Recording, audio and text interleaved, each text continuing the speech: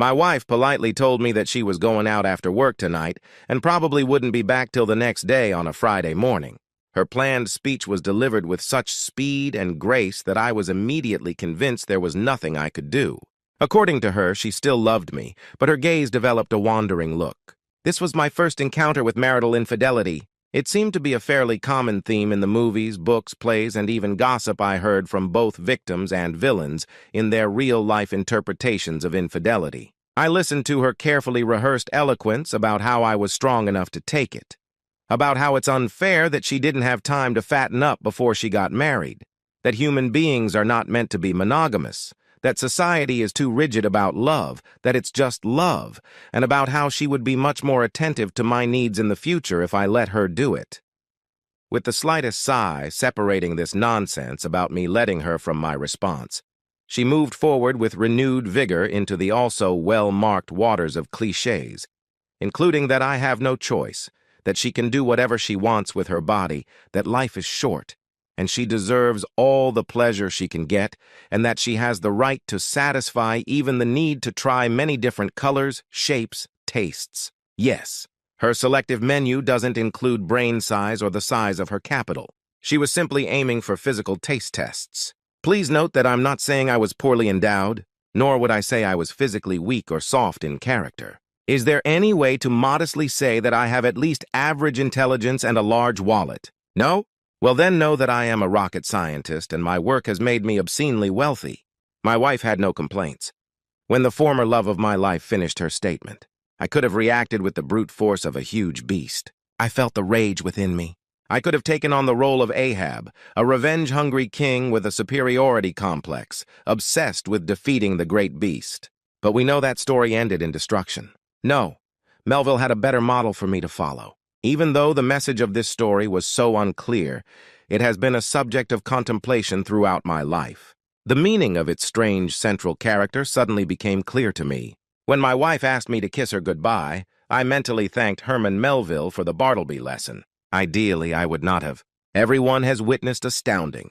There will always be times in life when things are so strange that you can't help but laugh at them.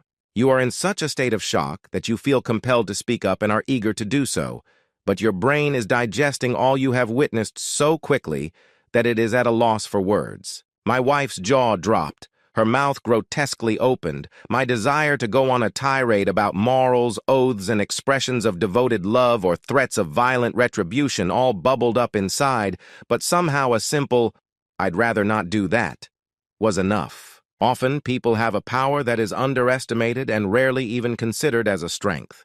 It is the gift of self-control. There is strength in control. I'd rather not do that, was my control over the situation.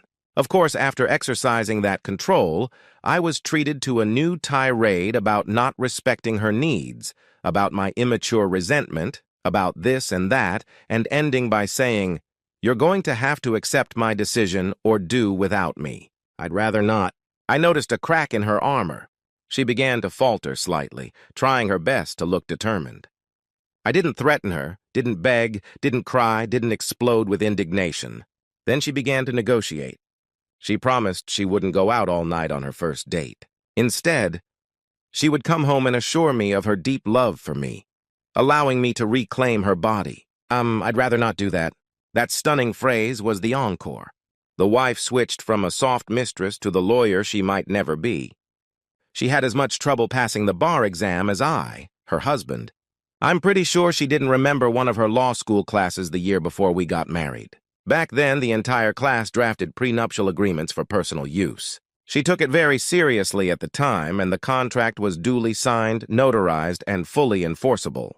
When she went on her next tirade about how if I wanted a divorce, she would take my house, my bank account, and even my trust fund, and end up in my house, in my bed, sleeping with whoever she wanted, and whenever she wanted, and I would pay for it. I had a simple answer.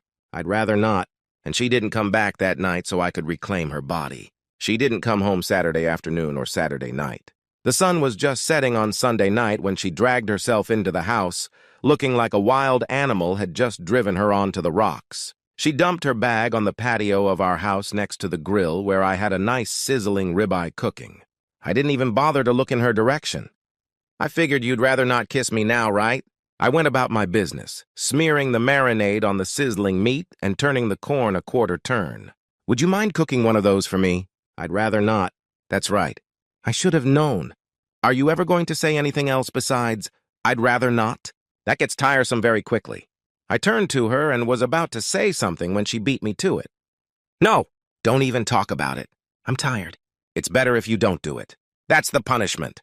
It's going to be a long night tonight because we have to talk about it and you're going to have to say something. Nothing. Is that really the end of it? You're going to file for divorce? 2 years of dating in college. 3 years while I was in law school? And 2 years after that? 5 years of marriage? And 7 years together? And you give that up in 2 weekends while I research something else? I needed it. It's been eating away at me for years. I thought it was all said when I married you. I love you and will love you forever. But I couldn't be around another guy without wondering how good he was in bed.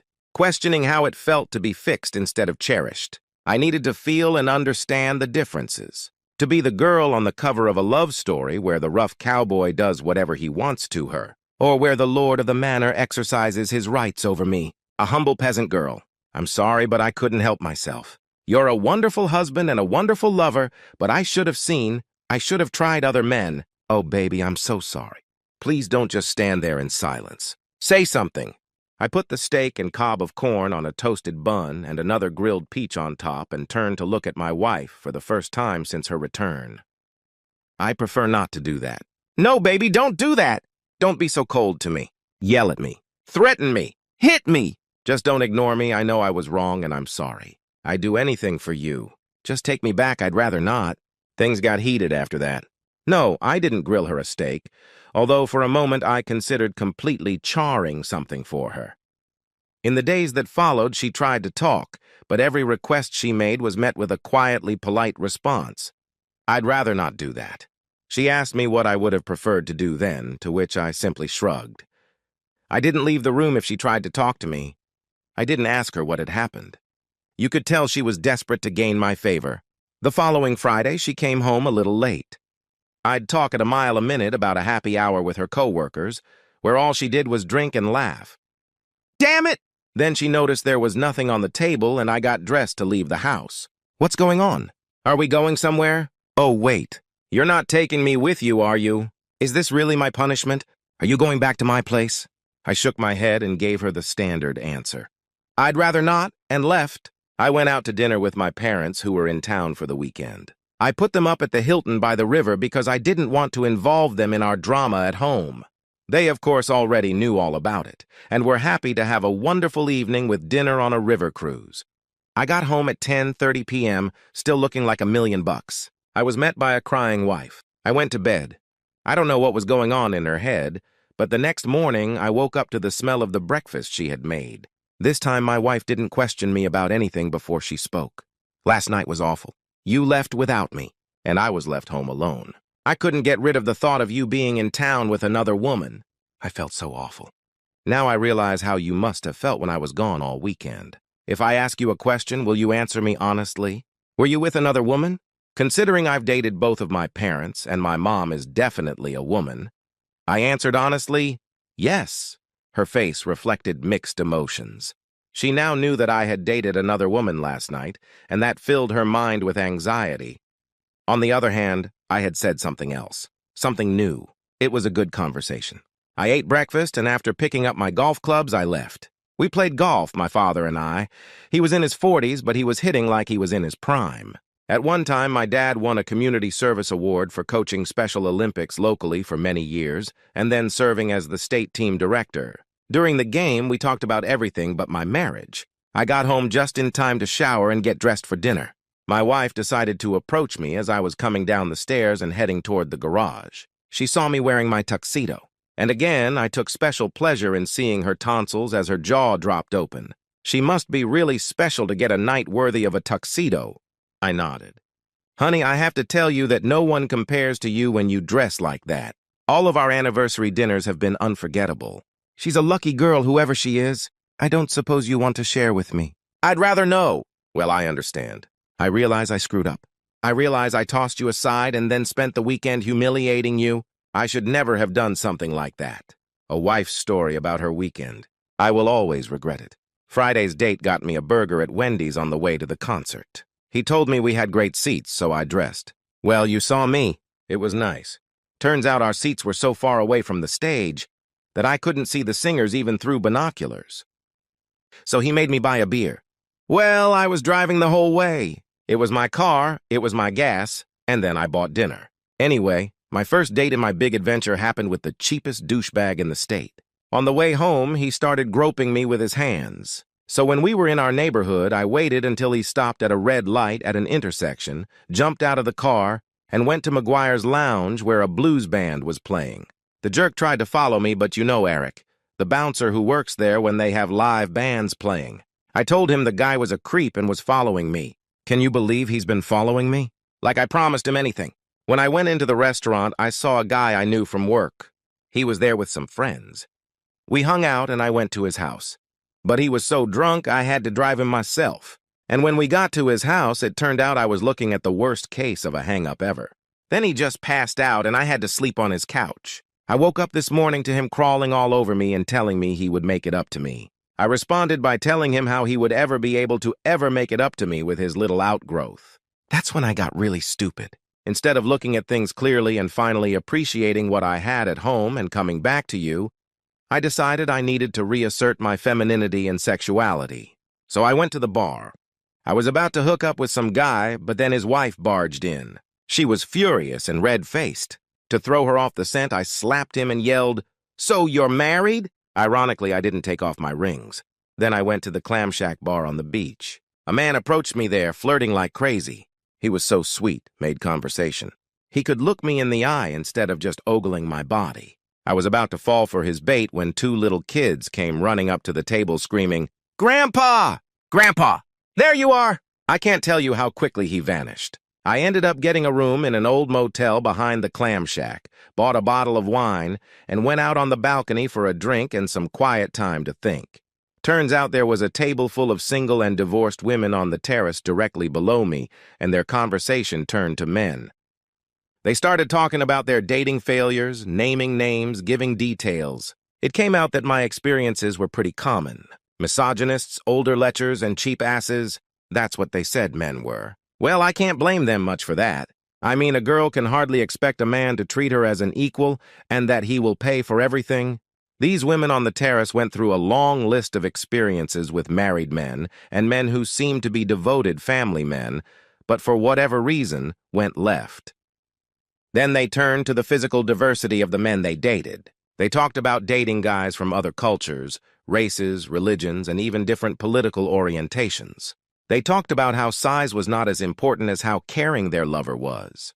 They all agreed that if you can find both in the same man, you should latch on to him and keep him with you forever. I almost left then to come home to you, but I had to listen to the rest of their conversation, and I'm glad I stayed. I heard nothing more. I spent the rest of the night thinking about you.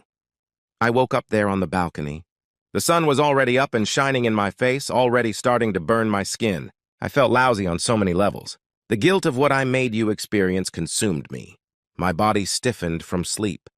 I had, after all, slept curled up on a chaise lounge on the balcony.